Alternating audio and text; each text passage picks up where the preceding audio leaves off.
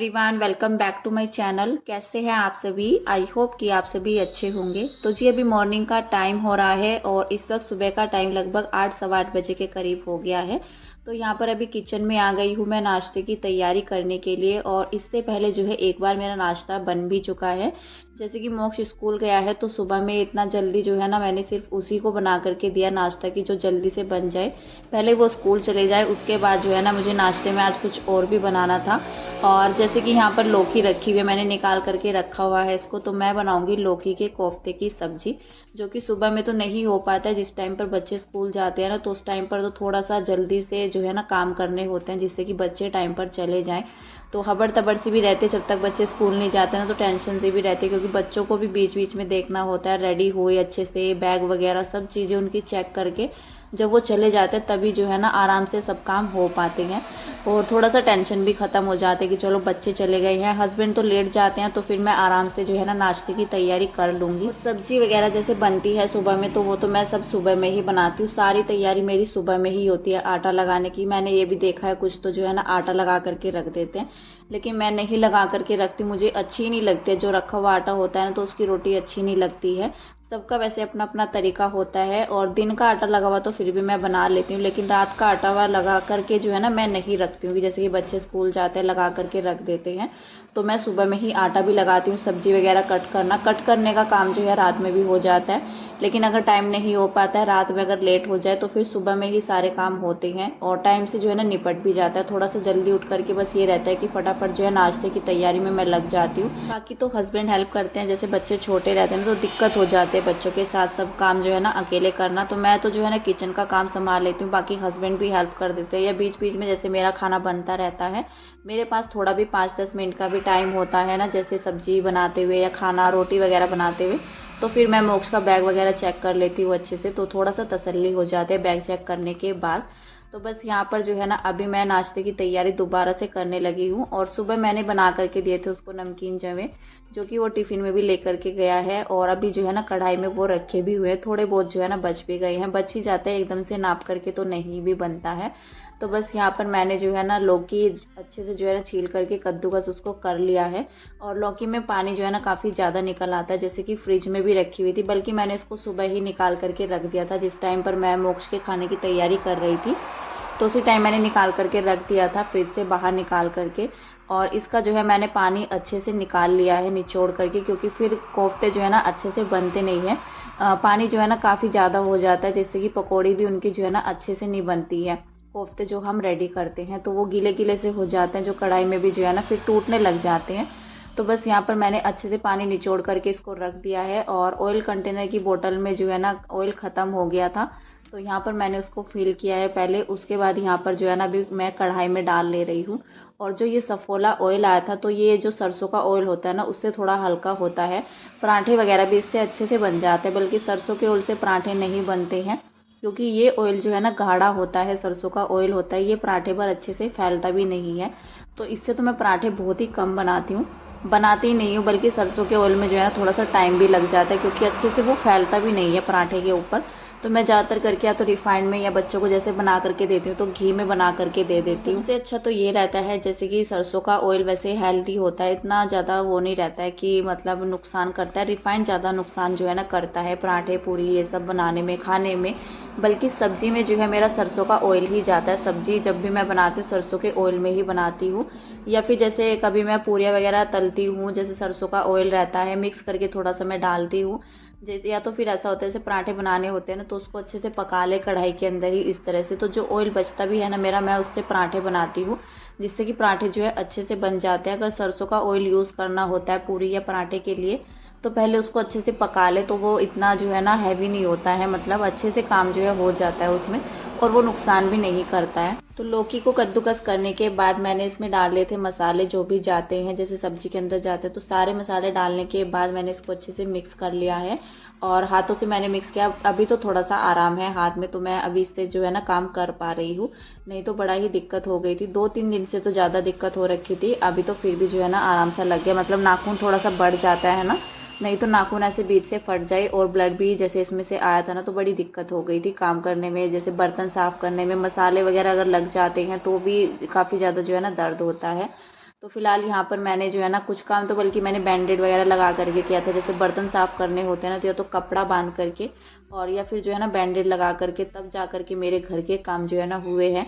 क्योंकि हालात जो है ना जैसे भी हों, लेकिन काम तो सारे ही करने होते हैं और चलता भी नहीं है। अगर एक काम भी छोड़ करके कोई काम करे तो होता भी नहीं है, सारे ही काम करने होते हैं। खाना भी होता है, फिर जो है ना बर्तन भी होते हैं, तो काम सारे ही होते हैं करने ज़रूरी। तो यहाँ पर मेरे जो है ना लौकी के कोफ्ते मैंने मसाले डाल करके अच्छे से, बल्कि एक बार जो मैंने फर्स्ट टाइम में लौकी के कोफ्ते भी तैयार किए हैं, तो उसमें से 2-3 लौकी के कोफ्ते जो तैयार हुए थे वो टूट गए थे करछी से पलटते टाइम। जैसे मैं उनको पलट रही थी तो उस टाइम पर उसमें से 2-3 टूट गए थे और फिर थोड़ा सा दिक्कत हो जाते है जब ऑयल के अंदर इस तरह से पकौड़े जो है ना ये टूट जाते हैं, जो कोफ्ते होते हैं हमारे, तो निकालना बड़ा मुश्किल सा हो जाता है और ऑयल में भी जो है ना ऐसे फैल जाते हैं ये।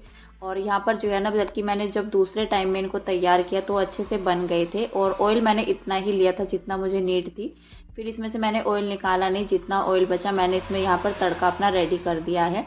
और बेसन जो है मैं कम ही यूज़ करती हूँ, जैसे कोफ्ते बनाने होते हैं या पकौड़ी भी मुझे बनानी होती है ना बच्चों के लिए, आलू की पकौड़ी जैसे बनाते हैं, तो मैं बेसन कम ही डाल दी क्योंकि बेसन बेसन सा हो जाता है तो अच्छा नहीं लगता है खाने में।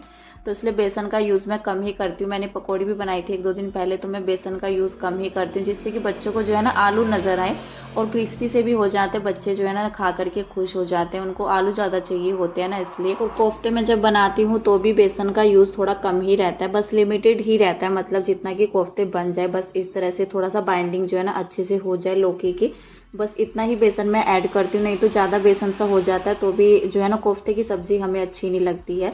तो बस यहाँ पर मेरा तड़का जो है तैयार हो गया, बाकी सारी जो है तैयारी हो गई है। साथ ही में मैंने चावल का पानी चढ़ा दिया था, अभी तो मैंने इसमें चावल डाल दिए हैं। जब तक मेरी सब्ज़ी जो है ना तैयार करूँगी मैं यहीं पर खड़े होकर के, तो तब तक जो है ना पानी अच्छे से गर्म हो जाएगा। चावल वगैरह मैंने डाल दिए थे तो ये भी पकते रहेंगे। और रोटी तो मैं नहीं बनाऊंगी क्योंकि जब हमारे घर में चावल बन जाते हैं ना तो रोटी तो कोई खाता नहीं है, तो इसलिए जल्दी से जो है ना काम भी निपट जाता है। एक साइड में चावल चढ़ा करके एक साइड में जो है सब्जी की तैयारी हो जाती है। अगर कोई आता है घर में, जैसे हमारे अलावा कोई और होता है खाने के लिए घर में, तो फिर तो मैं रोटी बनाती हूँ, लेकिन अपनी फैमिली का पता रहता है कि फिर जो है ना मतलब नहीं खाते हैं रोटी, तो इसलिए मैं फिर बनाती ही नहीं हूँ।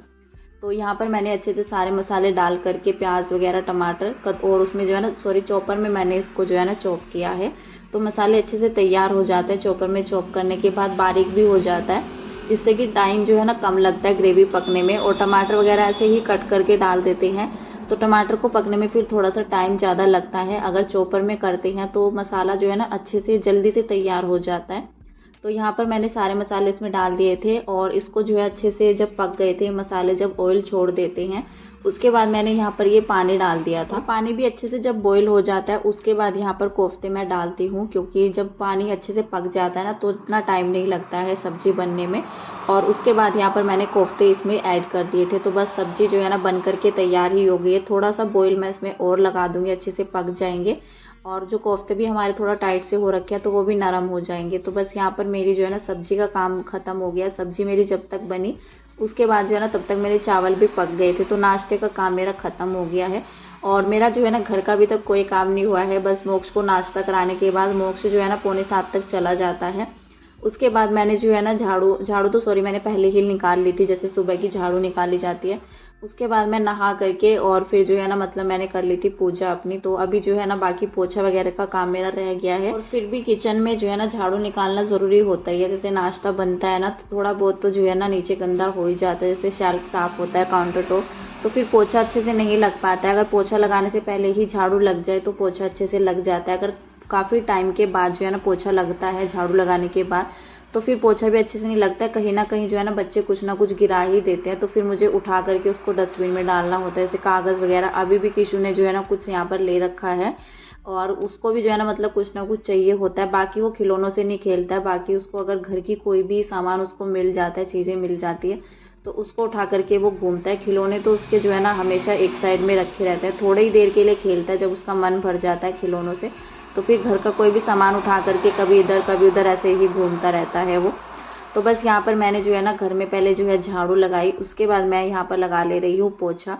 तो किचन से मैंने शुरू किया है अभी अपना पोछा लगाना, और घर मैंने पहले ही समेट दिया था। जैसे मैंने सुबह में झाड़ू लगाई थी ना, और जैसे मोक्ष स्कूल पे गया उसके बाद मैंने सारी चीज़ें अच्छे से समेट दी थी, बाहर वाले रूम को भी समेट दिया था, जिसमें कि काफ़ी ज़्यादा टाइम लग जाता है। और उसके बाद ही मैं किचन में गई थी नहा करके, क्योंकि फिर थोड़ा सा रहता है कि नहाने के बाद जो है ना ज़्यादा साफ़ सफाई का मन नहीं होता है। खासकर सुबह में ऐसा होता है कि मन रहता है कि नहाने के बाद जो है ना क्लीनिंग डस्टिंग का काम कम ही हो। तो मैंने घर को अच्छे से समेट दिया था मोक्ष के जाने के बाद, क्योंकि मोक्ष जब तक नहीं जाता है ना, बच्चा स्कूल नहीं जाता है, तो उससे पहले तो घर को समेटने का टाइम जो है ना काफ़ी ज़्यादा लग जाता है घर को समेटने में, तो उस टाइम पर तो नहीं हो पाता है। जब वो स्कूल चला गया था उसके बाद मैंने जो है ना मतलब समेट लिया था घर को अच्छे से। उसके बाद मैं गई थी नहाने के लिए, कि सिर्फ जो है ना पोछे का काम रह जाएगा, झाड़ू वगैरह मुझे दोबारा से नहीं लगानी पड़ेगी।